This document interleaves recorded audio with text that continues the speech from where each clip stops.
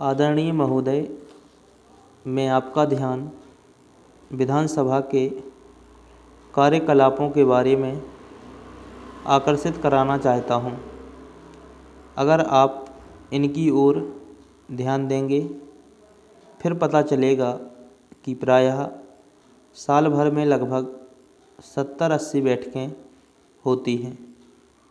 अधिक न होने के लिए 2 कारण दिए जाते हैं। इस संबंध में प्रथम दृष्टिकोण तो यह है कि उनके पास कार्य नहीं है और दूसरा दृष्टिकोण यह हो सकता है कि अधिक बैठकों में खर्चा ज़्यादा बढ़ता है। एक बात यह भी है कि जब तक बैठकें होती हैं तब तक अन्य कार्यालयों में नहीं हो पाता, जिसका प्रभाव पूरे तंत्र पर अवश्य पड़ता है। मेरी व्यक्तिगत राय से दोनों तर्क सही नहीं हैं। शायद इसका कारण यह हो सकता है कि नियमों का पालन दृढ़ता से नहीं हो पा रहा है। दूसरा यह है कि नियमों को परिस्थिति के अनुरूप परिवर्तित नहीं किया जाना भी हो सकता है। ऐसा लगता है कि इन नियमों पर दलगत राजनीति हावी हो गई है। सबसे पहले तो नियमों में यह प्रावधान होना चाहिए कि केवल विधिवत रखे गए अविश्वास प्रस्ताव को छोड़कर अन्य किसी प्रकार की चर्चा का स्वरूप अविश्वास प्रस्ताव जैसा नहीं होना चाहिए। यदि ऐसा हो जाता है तो कार्य स्थगन प्रस्ताव, कटौती प्रस्ताव इत्यादि से भयभीत होने का डर नहीं रहेगा।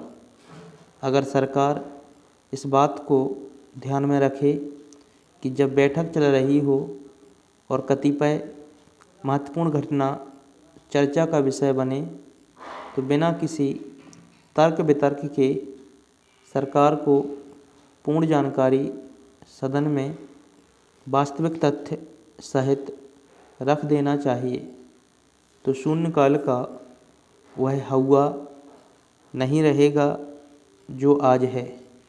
हालांकि हाल के वर्षों में इस दिशा में कुछ परिवर्तन हुए हैं, वे काफ़ी नहीं हैं। अब इस बात पर भी यही विचार होना चाहिए कि स्थगन प्रस्ताव का जो नियम है वह कहाँ तक उचित है। अध्यक्ष महोदय चाहें तो इसके स्थान पर प्रतिदिन अंतिम 2 घंटे ऐसी चर्चा के लिए रख सकते हैं जो माननीय सदस्य चाहते हैं। जहाँ तक प्रश्नकाल का संबंध है, यह देखा जा रहा है कि संबंधित नियम बहुत अधिक सीमा तक इतने शिथिल होते गए हैं कि अधिकांश प्रश्न जिनमें तरह तरह की जानकारी मांगी जाती है अमान्य करने योग्य होते हैं, क्योंकि मांगी गई जानकारी संभागीय और जिले स्तर पर या विकास खंड में ही प्राप्त हो सकती है। फिर भी यदि सदस्य चाहें तो वह जानकारी अलग से मंगाकर उस सदस्य को दी जा सकती है। मैं समझता हूँ कि यह जानकारी भी विभाग अध्यक्ष को निचले दफ्तर से एकत्रित करनी पड़ेगी। ऐसा नहीं होना चाहिए, जबकि आम तौर पर उक्त जानकारी उनके पास रहनी चाहिए।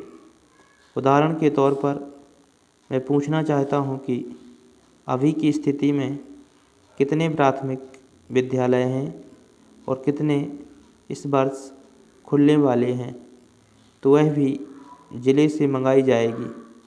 ऐसे अधिकांश आंकड़े विभाग में ही रहना चाहिए। संभवतः यह हो सकता है कि सदस्य ने इस प्रश्न का उत्तर किसी निश्चित तारीख को चाहा हो और उस समय विभाग की तारीख ना हो। ऐसी दशा में सही स्थिति को समझकर संबंधित को तदनुसार उसकी सूचना दी जानी चाहिए।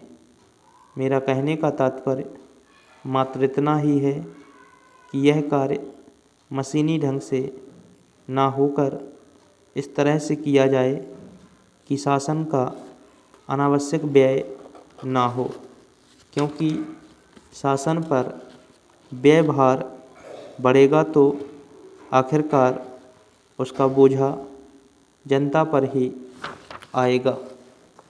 शहरी मंत्रालयों के सूत्रों के अनुसार पिछले 5 वर्ष के अंदर शहरी गरीबों की संख्या में तेज़ी से वृद्धि हुई है। वर्ष 1973 में शहरी गरीबों की संख्या लगभग 6 करोड़ थी, जो 1988 में बढ़कर 8 करोड़ हो गई और अब ताज़ा आंकड़ों के अनुसार यह संख्या 10 करोड़ से भी ऊपर पहुंच चुकी है। ये वे निर्धन हैं जिन्हें शहरों में मूलभूत न्यूनतम नागरिक सेवाएं उपलब्ध नहीं हो पाती हैं और बेरोजगारी के आलम में कई कई दिन गुजार देते हैं। इसका एक सबसे बड़ा कारण बहुचर्चित नेहरू रोजगार योजना और 1990 में शुरू की गई शहरी बुनियादी सेवा योजना का प्रभावी ढंग से अमल ना हो पाना है। मंत्रालय में हुई एक उच्च स्तरीय बैठक में यह बात मुख्य रूप से उजागर हुई कि शहरी गरीबों के लिए बनाई गई मौजूदा योजनाओं के बीच ना तो कोई समानता है और ना ही सही तालमेल, बल्कि कुछ ऐसे कार्यक्रम हैं जो शहरी स्थानीय निकायों के माध्यम से चलाए जाते हैं, लेकिन अनेक मामले में प्रभावी नहीं हो पाए हैं। इसी तरह वर्तमान में कई योजनाएं साधन जुटाने के परंपरागत स्रोतों पर आश्रित हैं, जिससे उनकी शुरुआत ही सही ढंग से नहीं हो पाती है। गैर सरकारी संगठनों का अपर्याप्त सहयोग भी इन योजनाओं को पीछे की ओर धकेलता जा रहा है। नेहरू रोजगार योजना के तहत करोड़ों रुपए दिए जाने के बावजूद उसके प्रभावी ढंग से अमल न होने को लेकर मंत्रालय ने गहरी चिंता व्यक्त की गई है।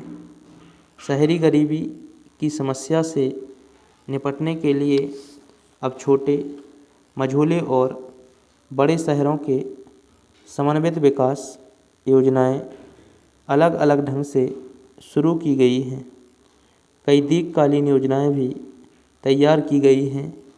केंद्र और राज्य सरकारों के बीच समुचित सामंजस्य में कमी, सरकार और शहरी नगर निकायों के बीच एक पुख्ता प्रशासनिक मशीनरी का अभाव प्रमुख समस्या बनी रही है।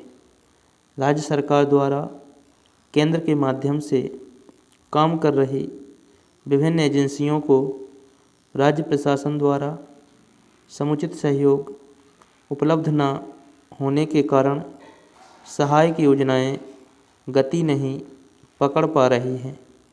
दूसरी ओर राज्य सरकारों की यह दलील रहती है कि वे अपने शहर की प्राथमिकताओं के आधार पर उसके विकास की तरफ ध्यान दे रहे हैं। लिहाजा इन संबंध में मंत्रालय में महत्वाकांक्षी योजनाएं तो बनी, लेकिन समय पर सही दिशा और अमल न लाने के कारण साल दर साल ये स्वतः ही ध्वस्त होती जा रही हैं। मंत्रालय ने अब यह निर्णय किया है कि शहरों एवं कस्बों के विकास का कोई भी नया समन्वित कार्यक्रम पूरी तरह से परंपरागत वित्तीय संस्थाओं पर ही निर्भर नहीं रहेगा। इसमें समुदाय, शहरी स्थानीय निकायों, गैर सरकारी संगठन तथा निजी क्षेत्र की सहभागिता के द्वारा संसाधन जुटाए जाएंगे। इस प्रकार सभी कार्यक्रम समग्र कस्बा आधार पर क्रियान्वित होंगे।